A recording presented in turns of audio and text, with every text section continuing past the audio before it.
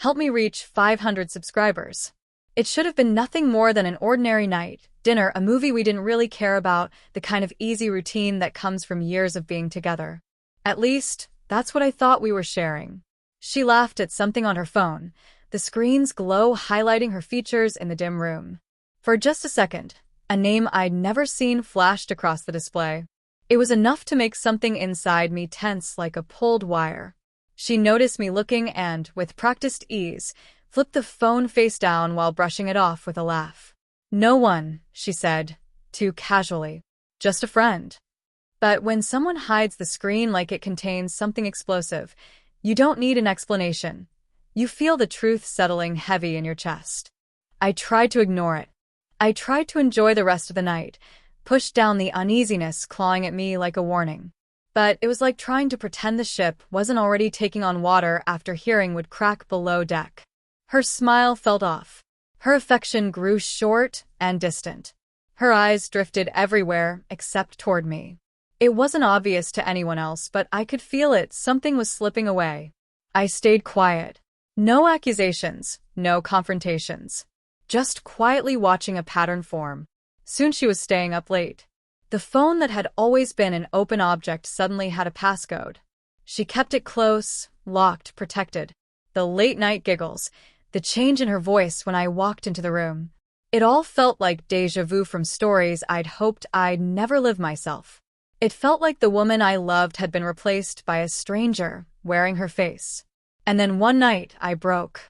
She was in the shower, steam fogging the air like a battlefield after smoke. Her phone buzzed repeatedly on the nightstand. I didn't intend to look. I really didn't. But some part of me already knew exactly what I would find, and my hand moved before my mind had time to talk me out of it. There was that name again. Only now it wasn't a random message. It was entire conversations. Long ones. Hundreds of messages, photos, plans, intimate jokes, pieces of our life that had quietly been transferred to someone else. This wasn't just cheating. It was a replacement. It was her choosing another world behind my back and slowly erasing me from hers. I didn't wait for her to walk out of the bathroom. I didn't want the rushed excuses or the tear-filled justifications. I went to the closet, grabbed a bag, packed whatever I truly needed, and walked out the door. No shouting, no drama. Just absence.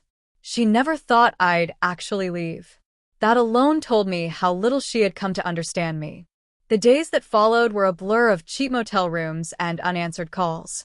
She blew up my phone with messages, pleas, anger, attempts to defend herself. "Where are you? Please just talk to me. You're being unfair. Let me explain." But what explanation could undo what I had seen? She made her choice long before I walked out. I was only making mine. I blocked her, deleted her photos, removed every digital trace of her existence. Not because I hated her, but because I needed to breathe without her shadow hanging over me. You don't fully erase someone you loved. You just dim the memory until it stops hurting. After 2 weeks, I found a small apartment, nothing fancy but mine. A new bed, new routines, new silence. Slowly, I began to feel like a person again. Sometimes I still reached out in the middle of the night for someone who wasn't there. Your body remembers things long after your heart has moved on. But eventually the silence stopped feeling like punishment. 6 months passed. And then she appeared again. I was walking home from work, groceries swinging in my hand, lost in thought. I turned the corner and stopped. She was standing outside my building, not physically smaller, but diminished somehow, like guilt had eaten away pieces of her. "Hey," she said softly, as though we'd spoken yesterday. I didn't answer. I just waited.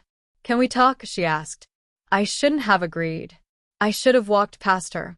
But a part of me wanted closure, or just wanted to see what remained after everything. We ended up in a small cafe she'd never been to, a place that had become part of my new life. She kept stirring her coffee without drinking it, her hands trembling. "I didn't think you'd actually leave," she said, voice breaking. That, more than anything, was proof of what she'd gotten wrong. "No," I told her. "You just thought my love made me weak. It didn't. It gave me the strength to walk away." She tried to explain herself. said the other guy wasn't serious, that she'd been confused, that she'd made a mistake. But betrayal like that doesn't come from confusion. It grows in secrecy, in selfishness, in the comfort of knowing someone loyal is waiting at home. She said she missed me, said everything felt empty without me. And I believed that she meant it. But missing someone after destroying them isn't love, it's regret. And regret isn't enough to rebuild anything. I'm not asking for forgiveness, she whispered. I just needed you to know I still think about us. I nodded. For the first time since everything happened, I felt absolutely nothing. Not anger, not sadness, not love, just a quiet certainty. You think about us now, I said.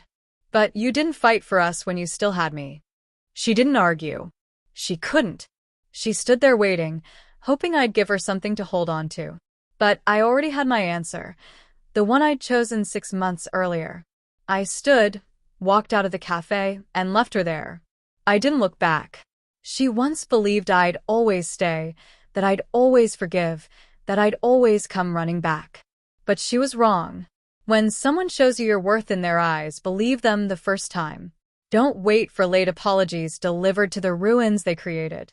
Sometimes the strongest thing you can do is leave when they assume you never will and never return.